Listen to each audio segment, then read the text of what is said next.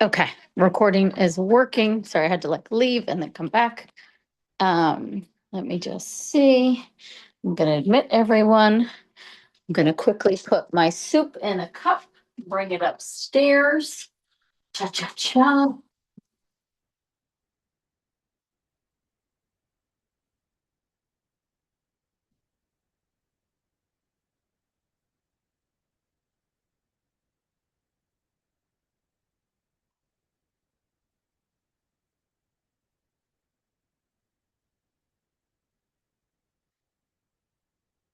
And, um, let me get some water and then we're going.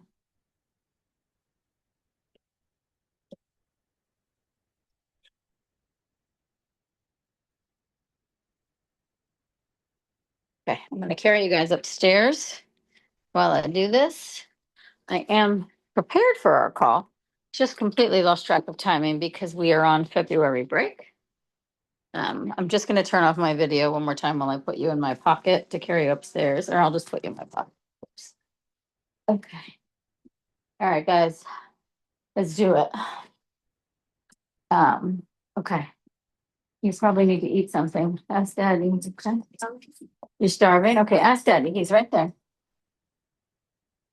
Okay, guys, you're in my pocket. I'm taking you upstairs. So Rexy's coming. Hi, puppy. Hi, puppy. Okay. So I appear a little crazed. We've had a flu here for the last few days. It's been kind of a disaster. And we're on February break. So, I don't even know what day it is. LOL. You're the only call I have. I'm sorry. You guys are the only call I have this entire week. So you are special. Okay, I think we're good. Right, Rexy, we're good.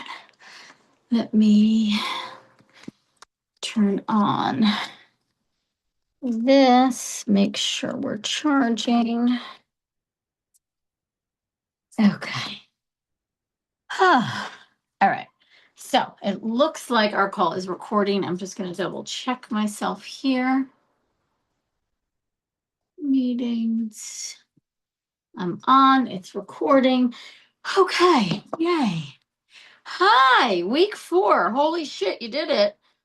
I know it's been what would I say? I know phase 2 is hard. So that's what I'll start with. I know phase 2 is hard.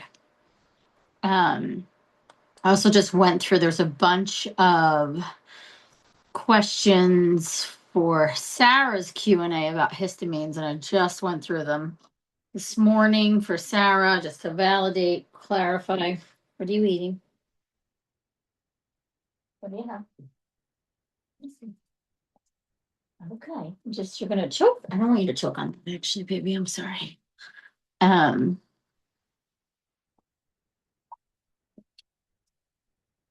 um, Such a good question, Megan. Surrendering versus giving up.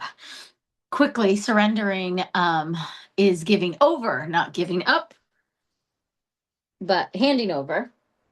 But let's get into it. I first want to get into my notes for the week.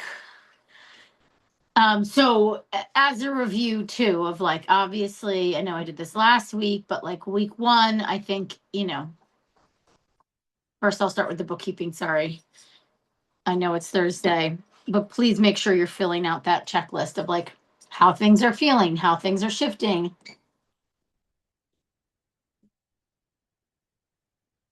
Save, again, I've said this before, but I recommend saving all these emails in their own folder so you can go back and review, especially like the emotional based questions, the feelings aspect to every email. I think I just think that can be so helpful because you can go back. I read from you guys from my journal last week. So that's another thing that I would recommend is like just reviewing the journal. Entries. And this week we're kind of like tying things up of, sleep and exercise. Day 23 is kind of what I wanted to focus on of your body believes what you tell it. Speaking words of worthiness send signals of safety and possibility to your brain and hormones. And where I want to go with that. So first, let me back up. So week 1, right? Listening, reconnecting, hearing the conversation you have in the privacy of your own mind. Discovering, right? So getting in that space. And then week 2 is really just getting clearer on that. How do I treat my body? What do I say when I look in the mirror? How do I want to feel? How do I want to interact in this world, right? How do I want to show up? And then also, and is that in alignment with my dreams, right? So like, I like the question, and I think you should all write this down, like, and should become a regular question you ask yourself. Is fear or anger or desperation or hopelessness leading? Or is my hope, my faith, my discovery process? I think that's like a good word to use. You could pick a different word too, but like this, it's like it's more open-ended, it's loose, it's like I'm in the process of figuring this out versus it's so black and white, right? That whole conversation of like, why I hate the word infertility, right? It's just like this thing of like it's an on-off switch, and that's just bullshit.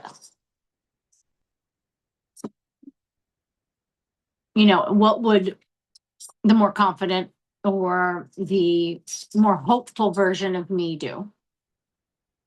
Right? Both are going to coexist. It is not about getting rid of them, right? We've talked about this multiple weeks now of like, it's not about shutting down the fears or the anxieties or those negative emotions. It's definitely not about suppressing them. It's definitely not about ignoring them. It's about coexisting with them. They're gonna exist. My poor boo boo he woke up at 3:45. Now he's been dealing with like a fever. So I don't know about anybody else that gets fever. It's like fever dreams, I call them, where they're kind of crazy. But he had a nightmare that I died. And he woke up like hysterical. And it was like 30 minutes of just trying to calm him down. I mean, he's been crying basically all morning, just in and out, just kind of remembering the dream, which is just, he didn't see me die in the dream, but he just, in the dream, mommy was not alive. And I'm not trying to trigger anyone who, uh, you know, doesn't have a child. I'm trying to just share a story of like this overwhelming feeling for him. And so what I keep kind of bringing him back to is like, but where are we at right here, right now? Like physical presence, that's one possibility, but what are all the other possibilities? Like, and then, a frank conversation too of like, and the goal is that I die before you, buddy. I mean, that is the goal. Um, my father, I remember him having that very frank conversation with me, but it's basically like what he's in the process right now of dealing with is letting the anxiety lead and paralyzing him. So now he can't actually move forward with any other thoughts because he's hooked. And I said that to him last night. I'm like, you're hooked on this belief right now.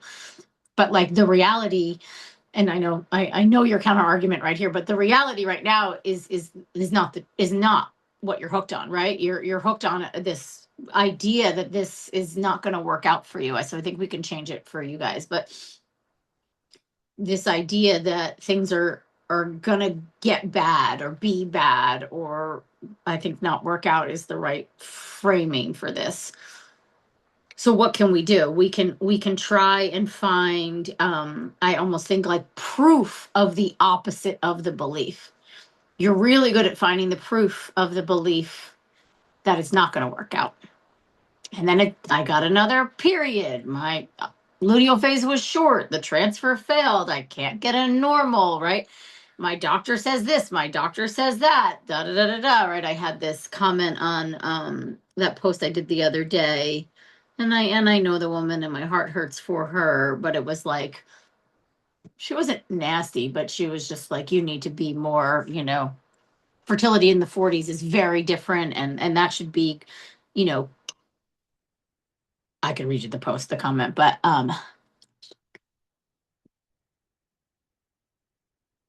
her pain is leading. Her anger that it hasn't worked for her is leading. And that's okay. I love her, and even though I don't personally know her, if you will, but like, meaning I love all of you. I love her, and I wish her the best, and I want her to achieve her dreams of whatever that looks like. But just because it didn't work for her doesn't mean it can't work for you. And I also will also stay in this space of, I actually truly believe it still will work for her. She just maybe needs to discover more, be in the process of letting it unfold. There's lots of ways it could work, but we get really hooked. And that's what I think week 1 and week 2 are like. What are my hooks? What am I so hooked on and so almost like determined to prove? Like, see, I told you it's not going to work out for me. See? And that's kind of, I think we've got into that in week 3 of like, can I let go of the struggle? Can I see it being different? Can I look at the other possible outcomes? Right. And again, repeating myself, redundancy, I think, is key, though. If you're going to give yourself the time to worry about all the things that could go wrong, you have to give yourself equal amounts of time to dream about all the things that could go right. That's what I did with him this morning. I plan to see your children. I hope to see your grandchildren. We're going to travel. We're going to, we talked about all these other things. Now, can I guarantee that to him? No. Can I lead with hope and do my best? So just really catching yourself when you get hooked, and then like watching the spin out of that. We all do it in so many parts of our life. I think it's really easy to do it here. And I think to Megan's first question or comment on today is like, how do I surrender? Because surrender scares me, because it feels like then I'm saying I give up. I think surrender, like I said, is more about giving over rather than closing the door. It's more about saying, I'm open to all the possibilities. And this is where I really like to, workshop it. I'm always workshopping things in my head, workshopping cases, workshopping feelings, workshopping my own shit. Okay, surrender scares you because it feels like I'm giving up. So I think that gets a column on visualizing. I always visualize in whiteboards and columns and things like that. So there's a column, giving up. What does that feel like? It feels shitty. I hate it. I don't want to fucking give up. I worked so hard. I want what I want.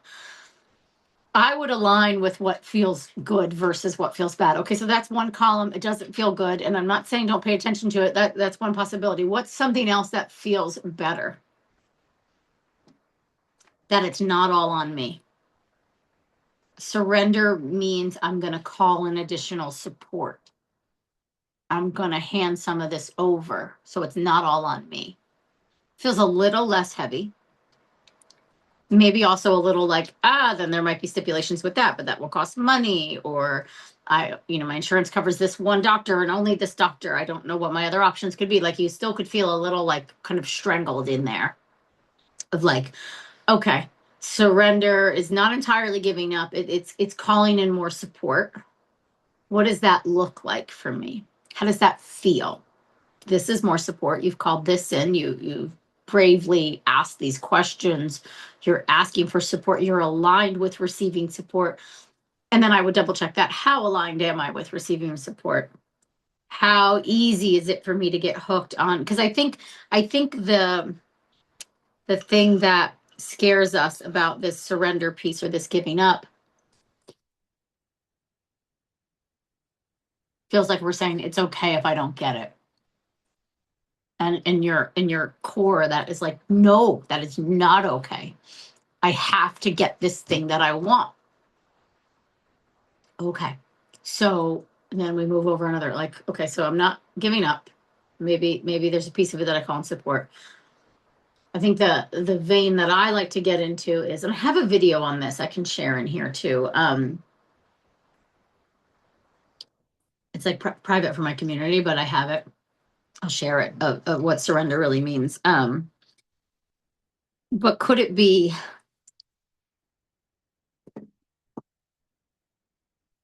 I think this thing of like, it's not just my burden to carry, right? So we're slowly sliding this over a little bit more. Surrender could be handing it over from the space of knowing I'm doing everything in my power that I can do. And now I'm ready to call in to receive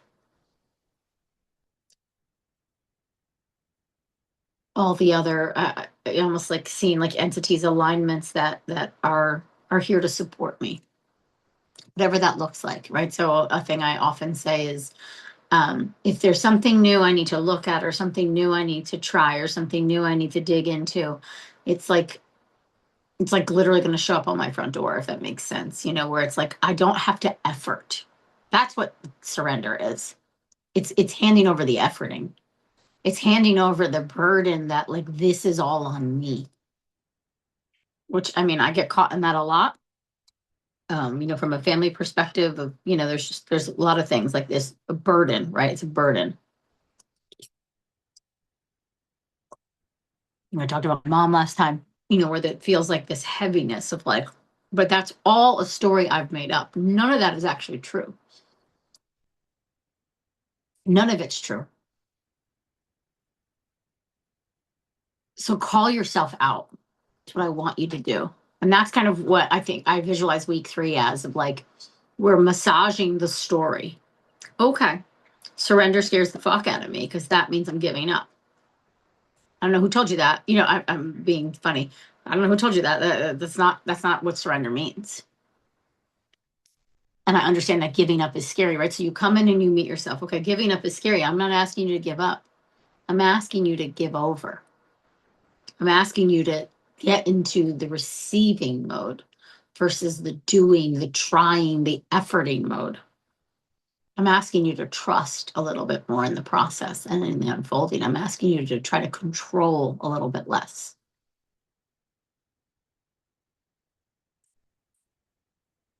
I'm asking you to see, okay, like in them, what we talked about last week, can I let go of the struggle? Can I allow more ease into my life? Do I feel worthy of all that I desire? Do I believe in the possibility of change?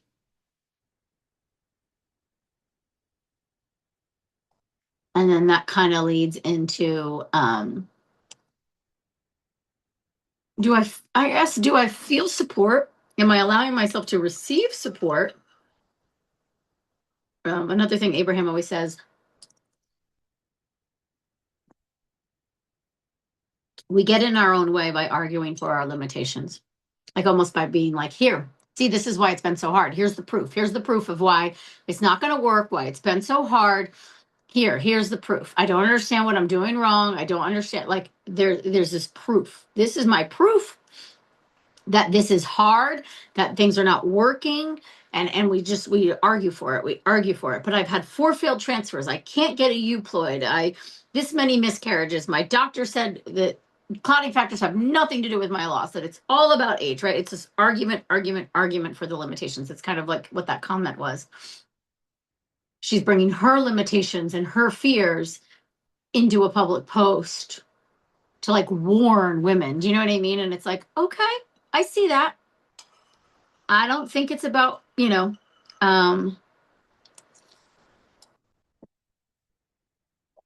she's allowed to feel how she feels. And my heart goes out to her. I have another one that's kind of doing this too. She's allowed to feel how she feels. My heart goes out to her. But just because that's how she feels doesn't mean it's how everyone else has to feel, right? And so I think you could talk to yourself about that. Just because there's like a duality inside of me, right? There's this coexistence of these two kind of polar opposite emotions. This total doubt, total like I'm running out of time, this clock piece, this biology piece. But just because that exists, either in you or outside of you, doesn't mean it has to be all of you. And I know this is super philosophical, esoteric, but that's kind of what I'm challenging you to do. Like the only way to change a belief, A, you have to acknowledge it. B, you got to let it come to the surface. And I think C, you have to question it. All right, if that's a belief, what's the opposite of that belief? And where can I find a middle ground? Right. So it's almost like gathering your polar opposites, you know, to say like, okay, sunshine and rainbows girl who's going to wake up tomorrow pregnant versus the one who's running out of time and this is never going to work for. I don't think that's, you know, being extreme with my examples, but like, can we mesh them? You know, cautious optimism. I think cautious hope, informed hope is a good way to look at it. I've learned X, Y, and Z, right? I, you know, have someone who just got a chemical pregnancy from her fourth transfer. It's her first transfer working with me, and her first transfer that actually showed any implantation, but it still didn't work, right? It's devastating. And I kind of, you know, I always do this with my girls. I lay it all out. Like, this is what I'd like you to do. And some want to do everything right away, and some don't. Okay, so if this happens or we don't get the results we want, then we're going to layer in this next, right? The way I look at my approach with my clients, and the way I'd love all of your doctors to do the same thing, is like, okay, where in this could it have been bad egg? Sure, it was an untested embryo. The win is we implanted for the first fucking time. That's a huge win in my opinion. Huge. Is it suck? Totally. And I know out there I just saw a post of like, with miscarriage, well, at least we know you can get pregnant. Like, that's a shitty thing to say. However, in a case with repeat implantation failure, to me, it's like, okay, we're moving the needle. So, but now what we're not going to do is the same thing again and expect a different result. We're never going to do that. We're going to now come in and add in another layer. We're going to do another layer of discovery. These are the things we haven't yet looked at. Now we need to look at these things. Okay, we're going to look at these things now. And she has kind of like 4 doctors chiming in on the case. I think that's also completely overwhelming. So I'm trying to streamline that, right? Like, let's get one person who manages the case. But she said to me, do you have girls after 4 failed transfers that this works out for? Yeah. Do I need a surrogate? I mean, you can go that route, totally, you know. I don't think that's totally an option. And it's a great option. You know, I have a lot of babies through surrogates in my practice. One of my oldest 48-year-old who made a euploid embryo, she was donor sperm. That was part of it. And the surrogate carried that baby to term, but 48-year-old egg. And I have another surrogate right now who's pregnant with a 45-year-old untested day 3 embryo. And like, we're talking like 20 weeks pregnant, healthy baby girl. Baby's fine. Mama, the embryos weren't working in her. It wasn't egg quality. It's clearly not egg quality, even though she was 45 and everybody wanted to blame her egg quality. It was not. Why is the 45-year-old embryo a healthy baby girl inside this 35-year-old surrogate? You tell me. Because it's something else. There's a discovery. So now what we learned, now that embryo is taken off, we did some more testing on this one. And guess what? She's now pregnant. She just got a heartbeat, the mama, with a transfer. It was never egg quality, right? So I don't know. It's like, I guess the point I'm trying to make is the discovery process. Okay, this is what I've learned so far. And that's like a big thing with the food stuff in this program, is what works for my body, what doesn't. But also what works for my mental health and what doesn't, what works for my nervous system and doesn't. You should be able, by the end of this week or within this program, really identify when you feel triggered and when you don't. And then backtrack. What just triggered me? What am I leading with? Am I leading with fear? Am I leading with anxiety? Am I leading with dread? Am I leading with desperation? Am I, what am I leading with? Or am I leading with possibility, discovery? And none of those mean absolute hope. I think they mean cautious hope.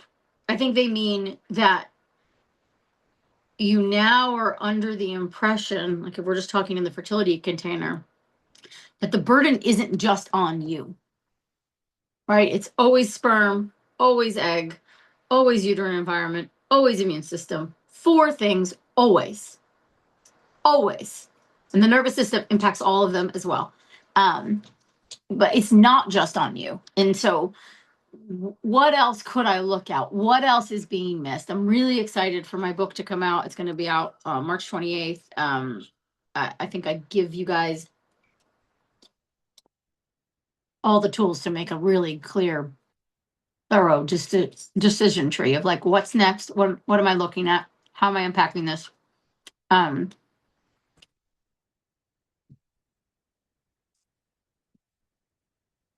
So this week, in my opinion, it's more in the space of owning the change, owning the openness, owning the worthiness, owning the fact that miracles happen all the time and that you are worthy of yours.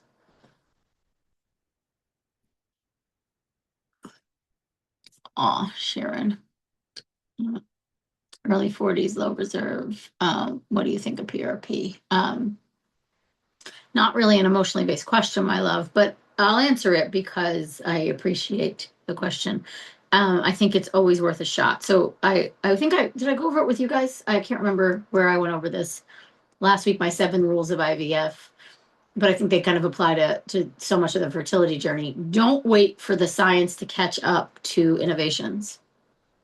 Ovarian PRP is not really a new innovation at this point. I think it's been around. I mean, if you go to Europe, it's been around for almost a decade. In the States, I think 5 years at this point. You know, I've not seen a single infection. Like I hear I just heard a doctor the other day say like, oh, you should never do it. I mean, I've heard of women getting like staph infections in their ovaries and dying. And I was like, I want to see that case. Like, show me that case because it was extreme, very extreme. Versus the doctor saying, it's something we haven't really looked into in our practice, but I know so-and-so is having good results. I'm a fan. I would definitely, if you haven't tried it, especially with DOR, the biggest meta-analysis that recently came out and thankfully did make it into my book shows it's improving antral follicle count, it's improving AMH, it's improving blastocyst rate. It's a couple $1,000s. To me, it's totally worth it. Totally worth it. Another thing that I think is totally worth it is listening to this, what I'm about to say next. The recent research from University of California, UCSF, shows that the ovaries are not just passive vessels containing eggs, but are deeply integrated into our nervous system. They contain glial cells, sympathetic nerve networks, and a rich micro-ecosystem that changes with stress, age, and the body's signaling environment. With this foundational insight, we now know our nervous system impacts our ovarian health, our egg quality. Like, it's no longer a leap. It's literally science. We now know it. Literally, the ovaries are wired to the nervous system. So you want to focus on improving egg quality or diminished ovarian reserve, ovarian function, ovarian health. You have to look at this piece. You can't ignore it anymore. Obviously, I've been talking about this piece for my entire life, it feels like, but at least publicly for 20 years. I'm very firm on this piece. I see very big transformations on this piece. It is not just age. It is not just inflammation, right? What is the root of that inflammation? We know the emotions play a big role. Now we actually have fucking proof. The ovaries are wired to the nervous system. So this work is so important.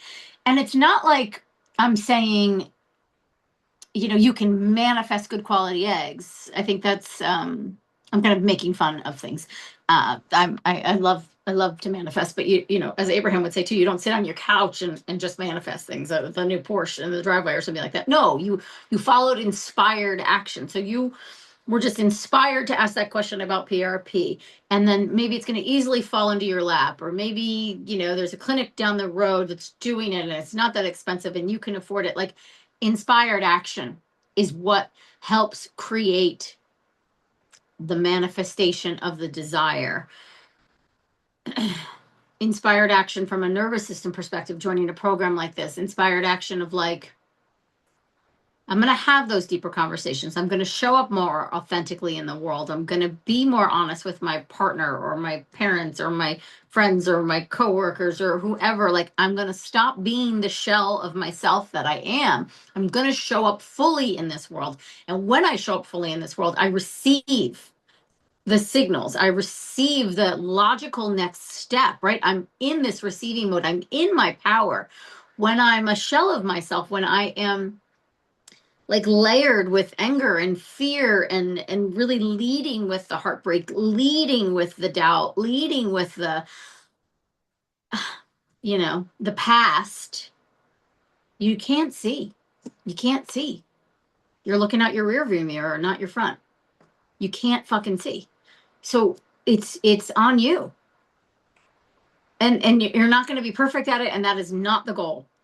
It is just calling yourself out, having a really honest conversation with yourself. How much am I supporting myself? How much am I in alignment with myself? How much am I showing up for me in a way that I feel good about? Perfection doesn't equal pregnancy. We know that for a fact. Perfection doesn't equal like healthy ovaries either, or healthy nervous system. And nervous systems we need resiliency. So we need these ebbs and flows, right? It's more about, I think it's really about the honest conversation you have with yourself, you have with others in your life that matter to you, about where you're at, what it looks like, how it's unfolding, what are your, and mapping it out, coming up with a plan. That's so much of the work that we do with our girls or our clients. We treat a lot of the partners too. What's the plan? What do the next 3 months look like? What do the next 6 months look like? What does the next year look like? If this doesn't work, then what? If this doesn't work, then what? If this works, then what? Like, I mean, the 45-year-old donor, surrogate, and my patient, we had a plan. There was a plan. I'm going to do this, and then if that works, then I'm going to do this. Okay, let's do it. That took us 8 years to get here, but maybe 2 since we did, I think, deeper testing and further testing and honest conversations with a partner. You know, overhauling the whole landscape of her relationship. He's a completely different man than when we first started working together. Completely different. Did that change things? Maybe. He's also so floored that a 45-year-old untested embryo is making a healthy child. Because I think he was just as convinced as the doctors that her eggs were all bad. Okay, let me get into the questions.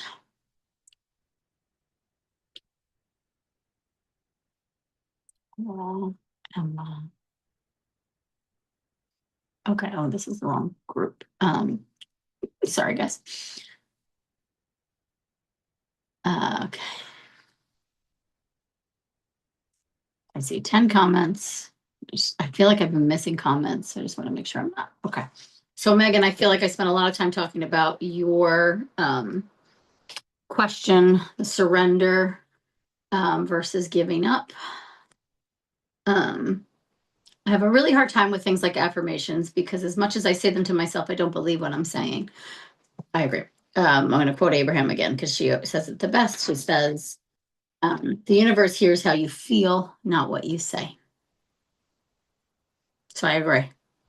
I think affirmations, I have an affirmation deck. You guys are welcome to it. I think it's lovely that I've created. But it's really hard. You can't shove them down your throat. So what you do is kind of what I was talking about before with like almost like the columns. Like if one of the affirmations is like, I believe in my fertile body. And you're like, yes, Fuck that. There ain't no signs of fertility here, girlfriend. Like, you know what I mean? Like, okay, so we'll have a good laugh about it. What can I say otherwise? Instead of I believe in my fertile body, what's more believable? I believe things can change. I believe this food is a trigger because I see it when I take it out and then I put it back in, I get a headache or I get acne or I get a stomach ache. I believe I'm learning how to better support my body. I believe in possibility on some levels. I don't know that I 100% believe in possibility, but on some level, I believe, right? So it's finding an affirmation that you can believe versus forcing a fake one down your throat, because then that triggers the negative, that triggers that kind of inner dialogue that's like, you're fucking crazy. Like that, no way. Mm-mm. So it's it's the way I look at it with like shifting the beliefs too, of like, and use that ART worksheet because that's like the key here of like, it's really hard for you to go from, we'll use my 45-year-old as an example. It's really hard to go from 8 years of trying to conceive.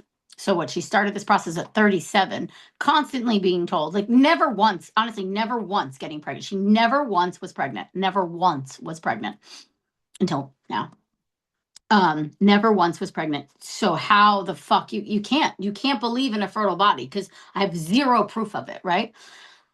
So it's about massaging that belief system. I believe I'm tenacious. I believe I'm resilient. I believe I'm going to keep looking. I believe I'm calling in the right support.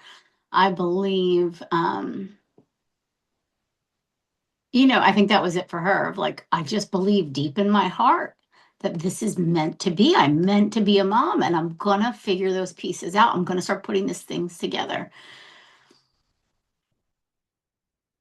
So I'm going to go back to the ART, sheet of like, it's going to be hard for me to believe I can get pregnant. I can ride off of somebody else's hope. Okay, so there's another 45-year-old out there that has a day 3 untested embryo. So that's just as good as, if you're maybe fertilizing and implanting on the inside. IVF kind of gets you there. If there's blockages or anything like that. But okay, so she still has good eggs left. There's hope for me.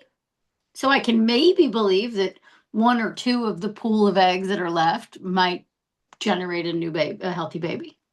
That's better than nothing. And just slowly massage. So it's not about going from, no belief to these,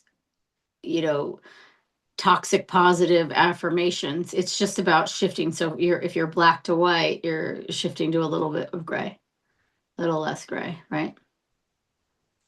And even if you hang out here, I think you're winning. It's here that we got to shift. And I, like, so this is the extreme. This is the extreme negative. This is the extreme positive. So if we can go to here or even here, that's when your nervous system responds. That's when you start to feel a sense of safety. That's when you start sending safety signals. I do so much, it's overwhelming. The amount of effort is stressful because I feel like if I don't eat right, exercise, get good sleep, take my supplements, I'm never going to get pregnant. How can I make this easier on myself? It's a hard question to answer because I agree. There's a lot of to-dos. I had talked about this in the first version of Yes, You Can Get Pregnant, and I didn't change it. I kept it the same because I like the thought process behind it. It can't just be about fertility. It has to be about your love and respect for yourself, your knowledge of the data, and understanding that these things are impacting fertility on a global macro level, that you are in a struggle and these are things that can help and support, that perfection doesn't equal pregnancy. So can you give yourself a break? I think we said last week, like 80-20 rule, that's 5 meals a week. Or 5 days out of the week where you're moving your body, 4 days out of the week where you're 4 days out of the week where you can move your body, maybe 5 days out of the week where you're trying to honor this sleep schedule and all the things. But that's why I have you do the symptom checklist here, because it has to be bigger than the fertility. It has to be. It can't just be about the fertility, because then that is overwhelming. Then that becomes this like, do or die situation. It has to be, when I do this, I do feel better. So I'm going to continue to do this, right? I'm not trying to have a baby at this point in my life. I still just had my bone broth with my chicken and my egg because I fucking feel good. My skin looks good. My hair looks good. My nails look good. My poops are amazing. My sleep is a dream. I'm freaking menopausal at this point. I mean, I haven't been a year without a period, but I should be having all the things. I don't. You know, so to think about it bigger, more macro. Even like everybody uses chat these days. Okay, ask chat. Based on the current research of the last decade, what are the top 5 things every woman should be doing for balanced hormones, helping with perimenopause, and maximizing fertility even into her 40s? I guarantee you the things are going to be toxins in bath and beauty products, nervous system regulation, sleep, eating enough protein, and probably some supplements like antioxidants. I mean, I could do it right now. But to think about this more about longevity and health and vitality versus just these things that I'm doing so I can get pregnant and then I'm going to fucking throw them all out the window. That's not my hope. So it's hard. I think you have to try to meet yourself. This is how my brain works. Everybody's brain works differently. I would map this out. Are Saturday and Sunday my days to do whatever I want? Okay, I could do that. Or is it like, 5 meals a week? Or is it, two nights out of the week I stay up late and watch my shows, or I get to doom scroll on my phone? Fine, like give yourself these mini permissions. But also ask yourself why, like this is the honest conversation, and I'm not trying to put this all on you, but more of a larger question. Why am I resistant to this? Why am I trying to rebel or sabotage? Like what in me is creating that? I mean, I know for myself, I hate being told what I have to do. Fucking drives me up a wall. I hate it. This is why I'm an entrepreneur, why I do, working for other people, was never going to be for me. I know that about myself, but also I know it's a fault of myself, right? And now I have a mini version of me has become my greatest teacher, because he is me, and I'm learning more and more of my stubbornness and my, and so I'm trying to soften into that. I'm trying to show it doesn't have to be perfect. It doesn't have to be like Abraham always says, would you rather be right or be happy? I'd rather be right. Like most of my life, I would rather be right. I would rather be right. And now I'm like, nah, I'd rather be happy. I'm going to let them do what they need to do. And I'm going to send them love and bless them and release. I don't need to carry their shit. And so it's this piece, I saw a comment come in. I love the idea of thinking about all of this as a long-term health plan versus something we just get to and throw it out. It's something that takes the pressure off. Well, thank you. Yeah, I think in the book I call it my self-love health mission. Yeah, I think that's what I call it, my self-love health mission. Advice on how to best communicate and navigate decisions with spouse if the two of us aren't fully aligned. Great question. This is the 45-year-old. This is what I saw, the transformation in them. She asked him, I think they did this over, a series of months. What is it you think is going on our fertility journey? What is it you want to do next? What is it you think is a waste of time?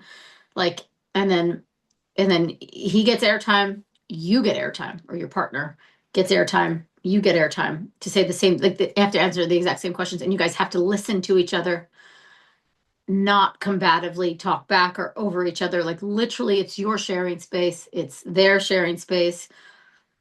And often what I see when I, talk about couples doing this too is you actually get to see that, of course, the mission is the same. You both want this. And you both probably want to try less, not effort so much. But you have to let them lead a little bit too. So almost like we don't have to be 100% aligned. What's the area that we're most aligned in? Let's focus on that first. And then, yeah, I mean, a lot of my clients kind of do things on their own and then bring it to their spouse. Or yeah, it becomes this big divide and they push, push, and push. And then the spouse usually or the partner comes along to the other side, so only you know your relationship. But I again, this is where the honesty really comes in. Prioritize the most important thing. I think it would be quality food and eating enough. And by quality food, to me, that translates to endocrine disrupting chemicals across the board. I mean, as an example, most people outside of my work life are not trying to have a baby. And they all still come to me for some sort of advice or like, oh, what skincare do you use, Amy? Or what foundation do you use, Amy? So many of my friends here, like my mom friends, have young girls. It's the biggest thing I push on them. You got to get all the fucking toxins out of their system. You have to. You have to. It is so crystal clear in the data. So that would be it for me. And the two biggest things that I see that move the needle the fastest is eating more quality food on a regular basis, not skipping meals, not doing some fad something or other. And the quality diet, I do not see as a fad diet. I see it as a learning experience. There's 10 days, 11 days that are hard. You're eliminating and you're adding back in and you're learning. You do not stop at phase 3, right? You don't live in that. You're learning, you're adding back in. You've got to stick it out and you've got to see it for what it is. It is not a fad diet. It is you learning what works for you. Bottom line, end of story. Hill I will die on. But yeah, that's what I would say. And then if I had to give you the top 5, I would say what I already said. It would be quality food, endocrine disrupting chemicals, nervous system work, which includes sleep and movement and healthy relationships and unpacking your shit. And then quality supplements, even just a few. I have a lot of girls that just don't want to take a lot. That's fine. I have a lot of girls that want to take 30. I try to whittle that down. I think everyone should be on a fish oil. Everyone should be on a probiotic. Big fan of organ supplementation, organ meats, some sort of antioxidant. But really, food is the primary medicine. So food is.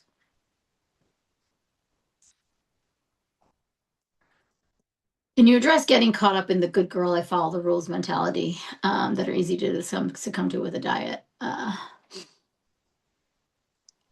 Yeah, I think it's like, and I was there, and I can dip into it too. Who am I seeking validation from? Why do I need someone else's validation to call me a good girl or a bad girl?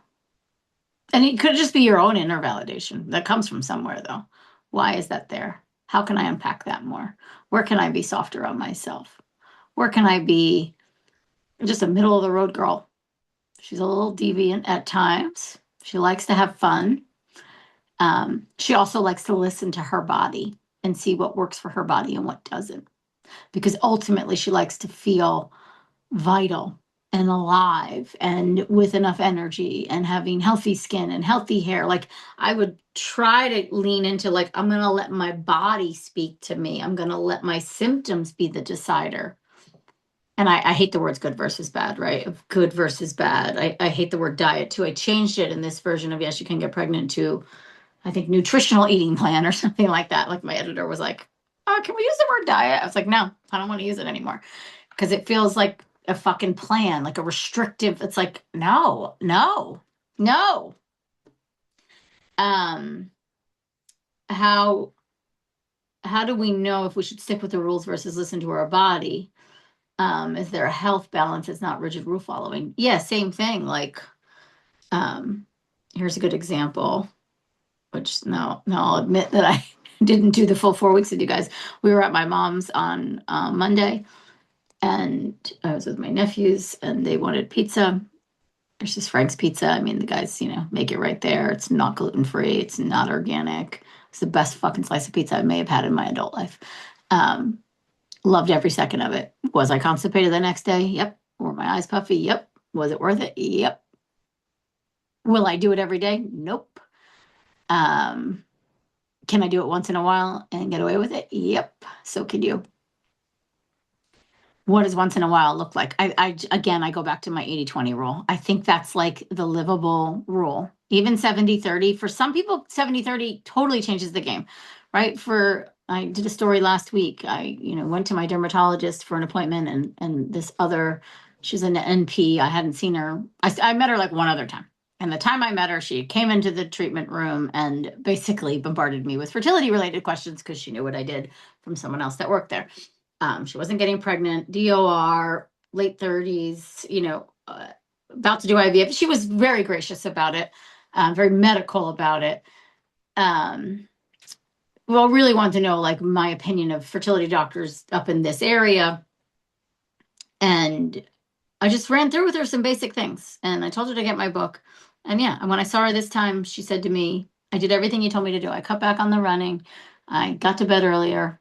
She dropped all her shifts at the ER and just fully focused on this, esthetician's office where they do Botox and things like that, that just an easier job. And she makes more money.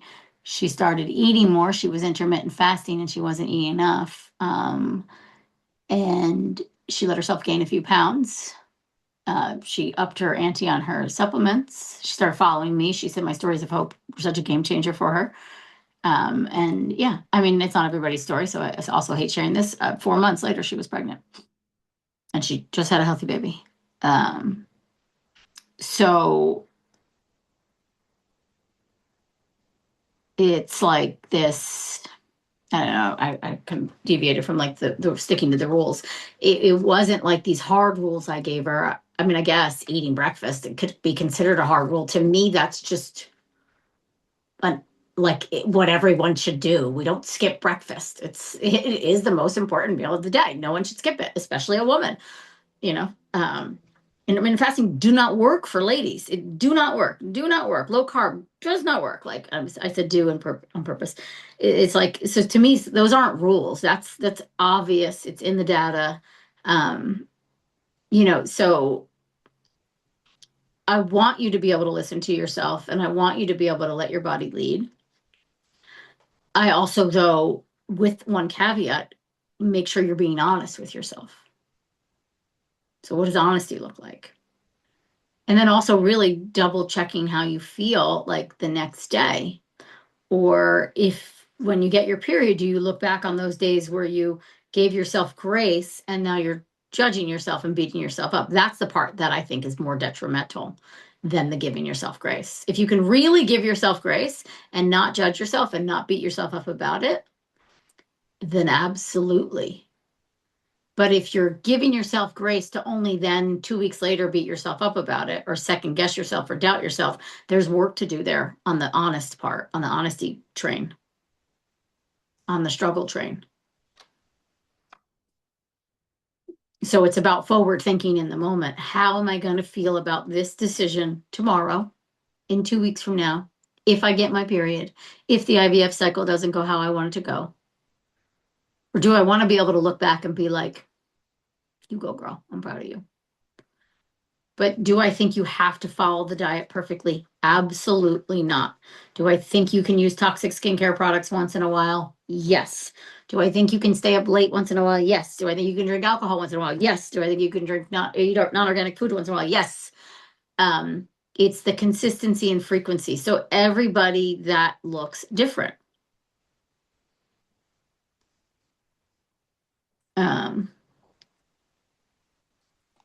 Oh,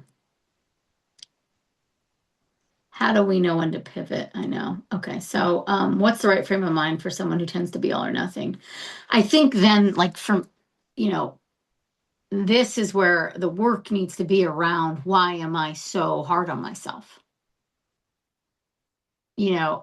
why am I all or nothing? And step away from fertility from that. Like almost like this has probably been a character trait for a long time. I very much was the same way. And I can get really triggered in certain ways where like then I want to just control everything. And I don't like when things are like out of like it's like an OCD almost, it triggers. For me, it's a trauma, you know, a result of trauma is what I would say. Things were a little chaotic growing up. In my house. My brother had some emotional stuff that he's a lovely man and I love him to pieces, but he had some tough teen years and that created a lot of sense of like for me. And so that and I know this from therapy and I know this from EMDR, I know this from hypnosis. Like I did all the things that I tell people to do. So when I feel triggered or things feel scary and I had an eating disorder, it was the same thing. It was a control thing. It was all about control. If I could keep myself in control, in the environment and control, I would be safe. That's not true. It's not true. It's a defense mechanism. It's a trauma response. So where did that come from? Why? How can I look at it differently? How can I go in and talk to that inner child and that little girl and remind her that she's safe no matter what, and that his emotional reactiveness and in my mom's, they were like, oil and water, had nothing to do with me. And there's nothing I could have done differently to change that. And they're both really good people. And it was all out of love. Like I did a lot of forgiving around that, a lot. And it softened me. Do I still get triggered at times? Totally. So it's learning to allow yourself to be human, I think. Um, but it's work. It's work. And it's not overnight work, unfortunately. And it's not a 4-week program work. It's work. It's you being conscious and aware. And then you coming in and understanding it, like unpacking it on the regular basis, not tuning out, not going into that unconscious decision-making mode. It's consciousness. And it's exhausting at times. It is. But it'll make you a great parent when you get there, which you will get there. Okay, you're sorry about the woman who had her own embryo take hold in a surrogate. How do we know when to pivot or when to make a definitive decision or change? It's a good question. That's where I would go with like inspired action of like, okay. Like I still also fall back on like the spiritual teachings. Like obviously you guys can tell like Abraham Hicks and her teachings changed my life. I started listening to them 20 years ago, honestly, on a CD in my car, my Toyota Corolla that I had in New York City, that someone gave me. I had a coach who recommended them. But one thing that she says, if it's not a hell yes, it's a no. That's kind of the drop down of how to make the decisions. What feels like a good logical next step? List them out. Is it surrogate? Is it donor? Is it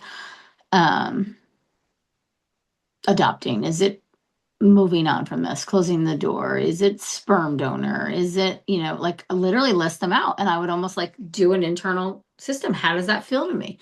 Does that feel like a good next option?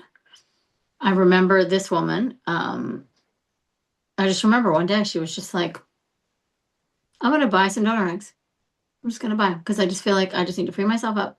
I'm going to buy some donor eggs. And it was almost like from there, she shifted in this interesting way. Did I think she needed them? No. Did I fully support it? Totally. I'm down with the donor if that's what feels right. I think I said this in a post somewhere. I don't like when someone's cornered into it or told it's the only option. I like when someone comes to it on their own terms. And it feels like a good logical next step. So, okay, buy a lot of donor eggs. I mean, I know everybody's like, that's so expensive. Yeah, they took out like a line of credit on their home or something like that to do this. So I believe me. And then she came up with this idea. I think she asked me, I have a bunch of girls that have done surrogacy. She asked if she could talk to one of them, and they're always so willing to share. So I put them in touch. And then Charlene is her name. She talked with Charlene.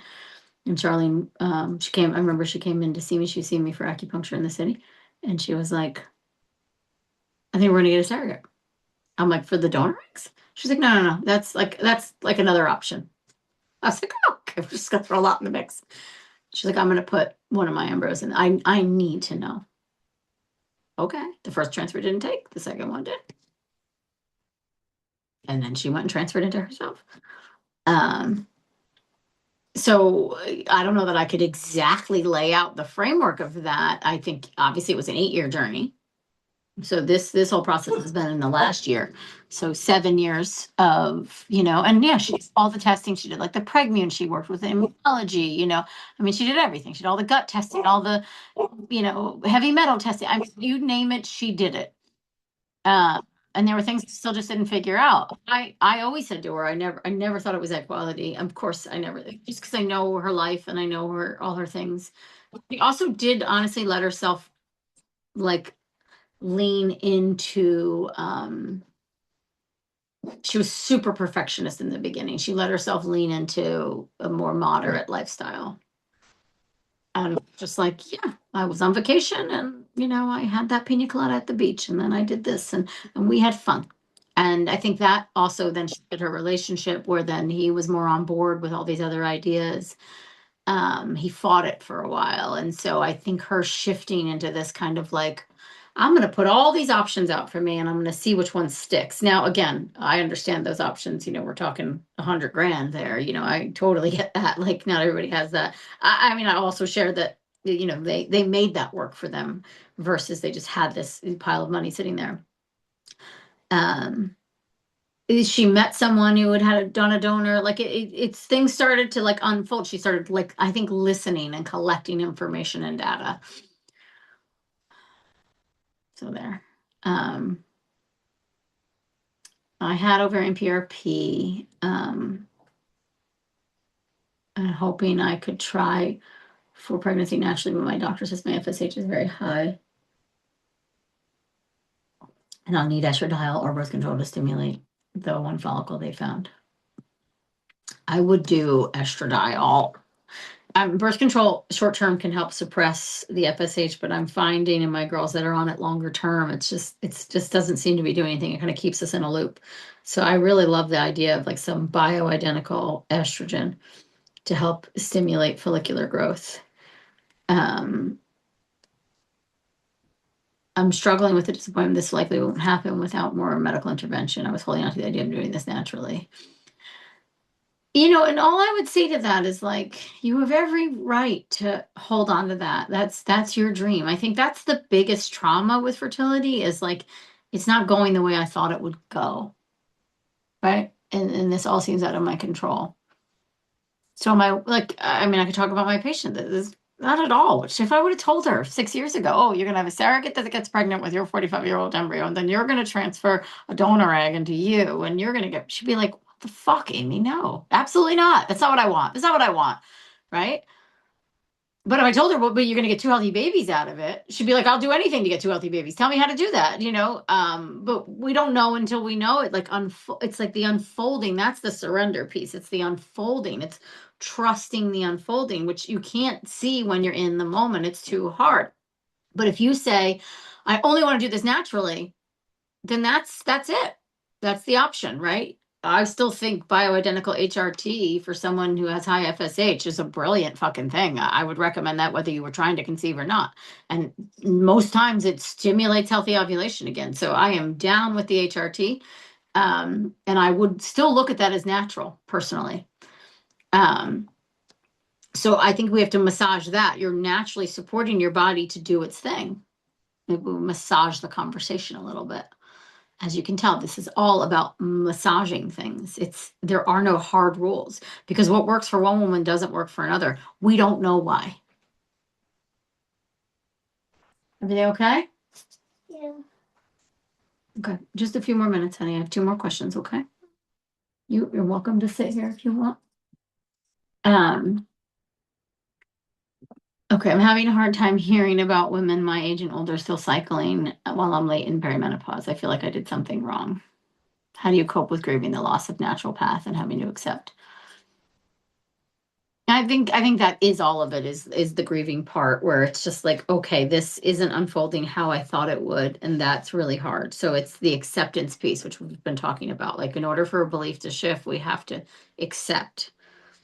and then allow it to show it to us of like, okay, so do you think AIMEE'S broken because AIMEE takes bioidentical HRT and to maintain her cycles at the age of 51? Do you look at me and judge me? Am I broken? Or am I someone who's calling in more support because I want to support my body as it naturally transitions? I'm educated. I made an educated decision. I feel really good about my decision. Do you judge me? I'm not asking if you do or not, but I'm being facetious. Um, so what would you say to a friend? Like if she said, oh, but I'm still cycling in perimenopause, later in perimenopause, I'm older than you, but yeah, I do use estrogen for 2 weeks out of every month. Would you be like, oh, tell me more? I don't know about that. Or would you be like, oh, she clearly can't do it on her own? Uh, I don't think we're fighting biology. I think we're supporting biology. There's lots of things. I mean, I still take my Chinese herbs. I still eat all my foods. I still do all my supplements, right? So all the things, you can do all the things to support. So are Chinese herbs a failure? Is acupuncture a failure? I'm just playing with it. I want you to massage this because where in there is like, I have to do it. Like this is again, that burden. I have to do it all on my own and do it right, perfectly. So I can do it the way I want to do it versus I'm going to surrender this a little bit. I'm going to, you know, call in a little more support. Maybe modified natural. What's wrong with modified natural? And you got to look at the grief part. I've always thought I would become a mother, but that it would be later. Then later came 37, 38, 39, and I still didn't feel ready. But we started trying and it didn't work. There you go. I didn't know that's how women in their late 50s are still cycling. Well, I would say maybe not every woman, but every woman I know. and I have girls on here right now that I am full on, like you get on that bioidentical HRT, we maximize your cycle. I probably started playing with that, some of you guys are on, I would say 3 years ago when I started to kind of see the data and the information, learn more about it for myself as I was aging and my cycles were shifting a bit. At first, for me, it was just progesterone in the luteal phase to support a healthier luteal phase. Um, yeah, but a lot of, I think HRT, bioidentical HRT, can play a really good role in maximizing natural fertility outcomes into our late 40s. I personally think when your cycles start to shift, we should all be doing blood work and hormones and adjusting if we need. Okay, now I'm 44 with 3 failed IVFs. At age 39, a new partner, and I still never been pregnant. Some days I still feel like I'm meant to be a mother, but I often fall into the thinking of maybe it's just not my path, or maybe God has a different plan. Also, I realize that part of me has always been scared to become a mother because it would change my lifestyle. What if I'm bad at it? It will be expensive. I don't have enough energy, etc. Now the fear is getting worse since I'm getting older. I thought one day I would feel ready, and that day never came. I jumped in anyway, but when it didn't happen, I started to question that it was my path. I guess my question is, how do I know if I'm just trying to protect myself with the maybe it's not for me in case it doesn't happen, or if it's truly desire reality? How do I get over the fear that becoming a mother will be hard? Becoming a mom is hard. Motherhood is hard. I'm not perfect at it, right? um, it's hard, you know, it, and it is expensive and it's not easy and it does change your life. I think the pros far outweigh the cons personally. I'm not just saying that because he's in the room. I always tell him, "You're the best thing that ever happened to me." Now I'm going to cry. It is hard. It is hard. And you are going to be bad at it sometimes, and it is going to be expensive, and you're not going to have all the energy for it all the time. Like you're just like none of that. Like, yeah, it's not going to be perfect. But they know that I truly believe the spirits of the children we call through know exactly who they're coming in for and what they're coming into. And I think the best thing we get to show them is that we are human and that we can learn, we can change our mind, we can be mad in one moment and then talk it through in the next, right? So like all of that, I just like those are legitimate fears. And part of it probably is a defense mechanism. Um, the other part of it is though, yeah, maybe you were just kind of kicking the ball down the street, like kind of delaying. Obviously, you're here, you've put a lot into the IVFs and things like that. So to me, it shows that it's there. I think also this is where I would go like forward thinking. In 10 years from now, are you going to look back and wish that you did X, Y, and Z differently? That should be your answer of whether or not to continue on this path.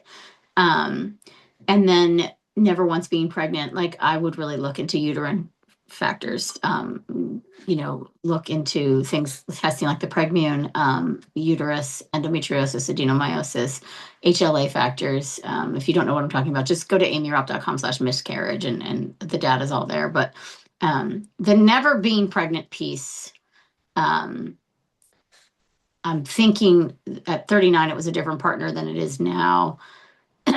Always makes me think more of like, is there sperm issues? Is there implantation issues? Is there immune issues? Is there autoimmune going on? What's going on in the uterus? That stuff, it always makes me think more than just eggs, especially if you started at 39 and now you're 44. I still think it's totally doable at 44, only because, at this point, I've had dozens of women at that age do it. So I firmly believe it's possible. But I don't know that you have to get over the fear of becoming a mother will be hard. It's like, I'm going to accept that becoming a mother, that being a mother is hard. If you want to really be proactive and in it, and I don't mean hard in a bad way. It's just like you, it's not just about you anymore. And that's a beautiful thing. And then you get to look at yourself and you get to, I don't know. How do I believe in my fertility when I've never been pregnant? Qualify and say new partner wasn't until 42 and he has been reluctant to take the leap because he's younger. Okay.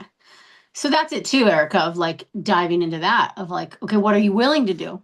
What am I willing to do? I don't want to look back and regret. So I might go on and do this on my own if you want to be a part of it or not. I've had lots of girls have that kind of come to Jesus talk with their partner, and most of the time the partner turns around and says, no, I want to be the sperm donor. I want to be the baby daddy. So I'll get on board with you. What are you willing to try? What are you willing to do? Like, here are the options. Or could you freeze eggs? Could you, like there's things that you could do that you make you feel like you're at least giving yourself the best chance possible. And also, like, I was in a relationship before my husband, and he was younger than me, and I was approaching 40. And I remember saying, like, is this like an us thing? Because we could go freeze embryos right now, and I don't have to be, I'll make those babies, when I'm 45 or 40, 48. I don't care. I can get pregnant later in life, but we should freeze embryos now. Or is this like, and that led to our breakup, which was awesome because then I met my husband very soon after. Um, you know, I laid it all out. I was like, this is where we're at. This is what I want. I know you want it. You don't want it right now. So let's plan for our future. A very mature, honest conversation. Those are hard to have. Okay. How do I believe in my fertility when I've never been pregnant? No miscarriages, no secondary infertility. Like, couldn't I be the one who it just doesn't work for? Sure. You could be. You could also be the one that maybe there's some uterine factor that's going on that no one's looked at yet. That's why I recommend the testing that I just recommended. I'm always thinking, why has she never been pregnant? Why has she never been pregnant? Why? It's not just eggs. Your eggs just don't all fall bad one day. We have largely disproven that. So what else could it be? It's typically the environment. How you feeling? Good. Yeah. Okay, guys. Let me just see. I want to do a little meditation with them. So can you just be quiet here? You can meditate too. I thought I would close with a little ovarian meditation, if you will. Let me just see, what is this? Sorry, I have all these notes here. I'm like, where do these come from? So positive beliefs to embody and communicate. Oh, I like this. Here are belief statements. Actually, let's do this. I mean, we can still do a little meditation, but let's do this real fast. So if you guys have anything you can write down with, I must have did this for you guys like a couple weeks ago and just forgot about it because it's here in my notes. So I want you to pick one or two that resonate with you, and then I'm going to kind of break down the rationale and the belief system. So here's a belief. My ovaries are innervated, so meaning they're linked to my nervous system, and they can hear and they can respond. I guess the question I would have for you, does that resonate? Do you believe that? Do you believe that you are part of a communication system, that your ovaries are wired to your nervous system, that they can hear and feel your feelings? Of course, she says, I love it. Well, and I do too. I mean, the rationale, the research demonstrates that. Okay, here's another one. My nervous system and my ovaries are aligned in healing and balance. Do we believe that? So if the ovary is wired to the sympathetic nervous system, we honor that link by promoting nervous system calm and alignment. You could say something to yourself like, I support both my nervous system and my ovarian environment. So it's like when I work on my relationship with me, when I work on my honesty, my conversation with myself, like listening, the conscious connection with myself, I am sending signals to my ovaries that like we are in alignment. We are in this together. We are healing. We are balanced. I trust the intelligence of my ovaries and the signaling they receive. My ovaries are intelligent, adaptive, and responsive.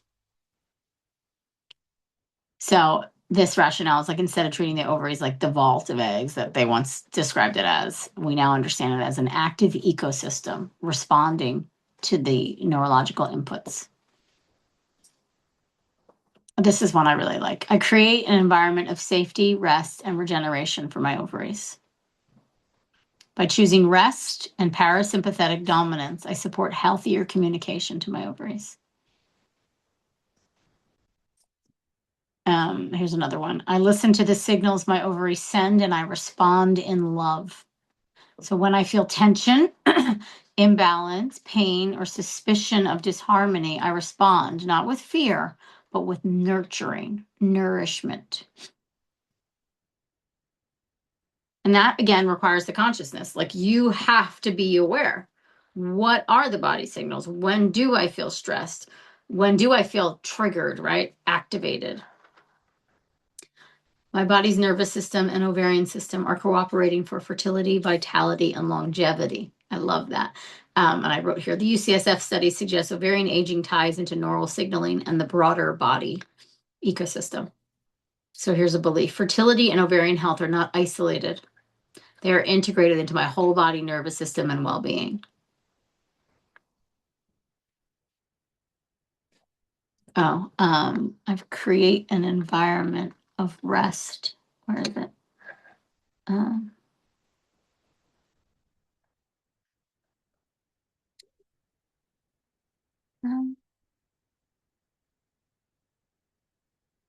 did it go?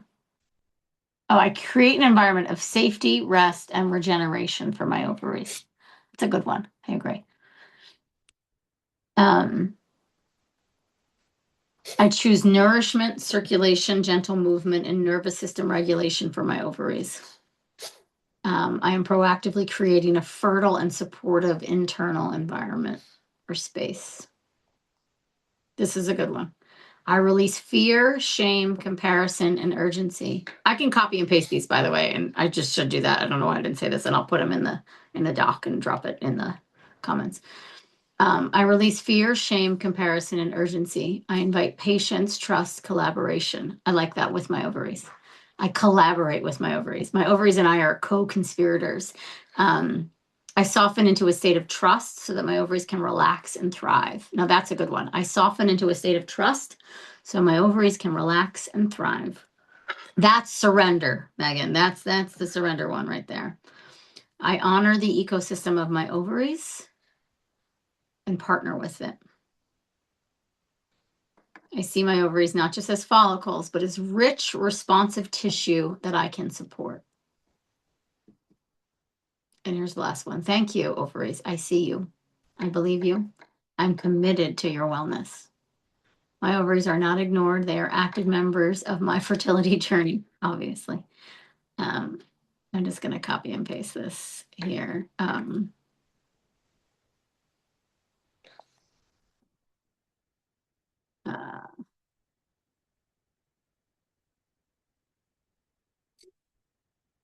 Okay, I just put it in the comments, so you guys have that. All right, and now we'll close with a little meditation. I just want to say I'm proud of you guys. Thank you so much for being a part of this program, for letting me sit here and spew my thoughts on things. And I just think it's like the take home is like, I do not have to be perfect at this. There's no way I have to be perfect at this. I just have to. I don't know that there's any have tos. What I want to do is be in a place where my body speaks to me and I can listen and I can hear and I can give myself grace when that feels right. And I want to drop judgment. I want to call in the support that I need, the logical next steps.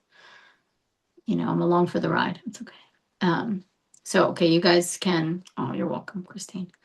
If you want, just as a quick little ovary, quick little meditation. So just close your eyes. Dear ovaries, I honor you. I recognize that you are far more than egg containers. I feel your connection to my nervous system, my body, my life. I give you my trust. I give you my attention. I give you the safe space you need to thrive. I speak to you now in kindness and clarity. I believe in you. I believe you are wise. I believe you are supported.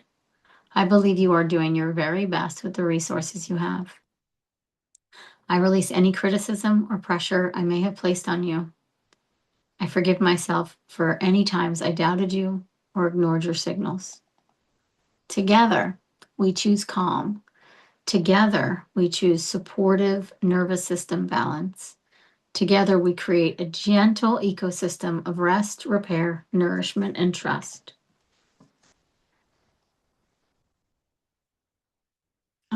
I invite you into open communication.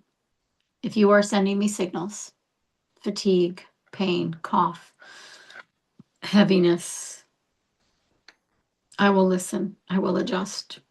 I will nurture the environment around you with sleep, with breath, with circulation, with nourishment, with gentle movement, with love. Thank you. Thank you for working for me so intimately and so powerfully. Thank you for your connection with my nervous system, for your network of nerve endings, for your ecosystem of glia and support. I believe in you. I support you. I trust you. Together we thrive. And so it is. What does glia mean? Glia is a nervous system cell. So it's part of the brain network. Oh.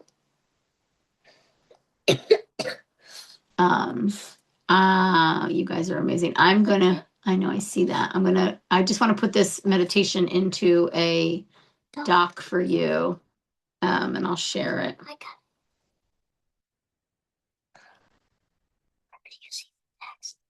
Oh, you got to go to chat. Now at the bottom, you hit this and then you hit chat. Chat. Thank you so much. Your energy and coaching is so validating and encouraging. Oh. You're welcome. My cutie. Okay, I'm going to give you guys this link too of I'm going to put this as its own post. Here is, sorry. What is that? Here is the ovarian meditation I did today on the call. There you go. It's in a Google Doc now. So you guys have that. Are those carrots dancing? They are carrots dancing. So those are that's for the food Q&A that Sarah runs. So food Q&A. So they're I think they're carrots, right? The carrots dancing. Okay, guys. Bye. Thank you guys so much. Okay. Yeah, enjoy the wrap up. There'll be, obviously this group will stay up, I think, for another week. And there's obviously still more days that you're gonna get your homework assignments. You'll get emails from me and my team on if you want to do more work with us, if you want to do one-on-one coaching. Our FFP program for February, we still have like 2 more spots left. We're kicking off next week. So if anyone's interested, just email info@aimeerop.com and we can give you the information on that program. That's like the deepest dive I offer. The FFP, that's my 6-month functional fertility group coaching program.